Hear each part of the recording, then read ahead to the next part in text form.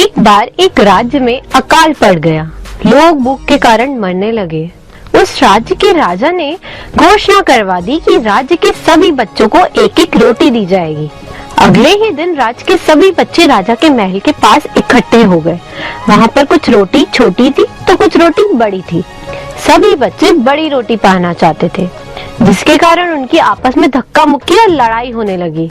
राजा ने देखा कि एक छोटी सी लड़की चुपचाप खड़ी थी। अंत में एक सबसे छोटी रोटी बची। उस लड़की ने उसे खुशी खुशी लिया और घर चली गई। दूसरे दिन भी ऐसा ही हुआ।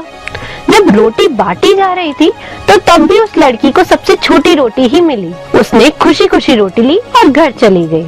घर जाकर जब वह रोटी खाने लगी तो उसमें से एक सोने का सिक्का निकला। उस लड़की के परिवार वालों ने कहा, ये सोने का सिक्का उस राजा को वापस दे आओ, ये हमारी अमानत नहीं है। वो लड़की दौड़कर राजा के महल पहुंची और राजा से कहा, मेरी रोटी में से ये सोने का सिक्का निकला है। रोटी बनाते वक्त गलती से आटे में गिर गया होगा, आप इसे वापस रख लीजिए। राजा उस लड़की की ईमानदारी को देखकर बहुत खुश हुआ। राजा की कोई भी बेटी नहीं थी, इसलिए उसने उस लड़की को गोद ले लिया और उसके परिवार वालों को भी अपने ही महल में रख लिया।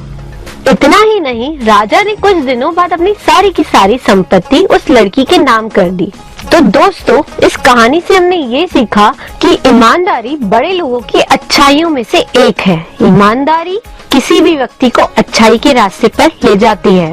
ईमानदारी व्यक्ति का मन शांत और स्थिर रहता है, इसलिए ईमानदारी आपको हमेशा बड़ा बनाए रखेगी।